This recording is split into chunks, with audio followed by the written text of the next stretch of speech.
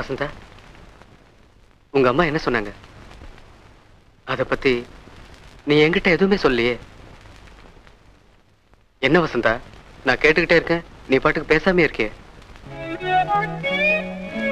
நேத்து ஈவினிங் உனக்காக எவ்வளவு நேரம் பார்க்ல வெயிட் பண்ண தெரியுமா? வாசு, நேத்து ஈவினிங் நான் கிளாஸ்க்கு அட்டெண்ட் பண்ணல.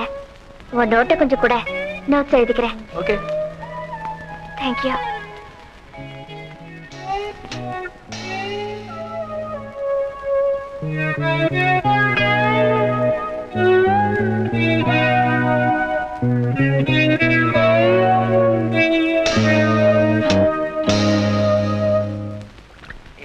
சீக்கிரம்டா, லேடிஸ் காலேஜ் விட டைம் ஆச்சு.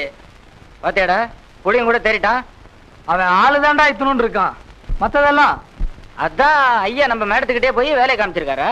பாரா, இவன் தான் நீங்க சொல்லி கொடுத்து சொல்ல சொன்னா. இவன் கூட சேர்ந்த தப்புடா. நான் நாளைக்கே ரூம் மாத்தி ஆனந்தம் போயிட போறேன்.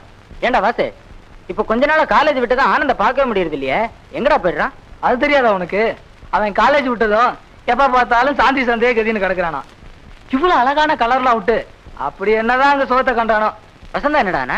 அதான் அன்னைக்கே சொன்னேன், ஆனந்துக்கு ரெட் சிக்னல்னு. இப்ப வசந்தா கிட்ட ஐயாவுக்கு கிரீன் சிக்னல்டா.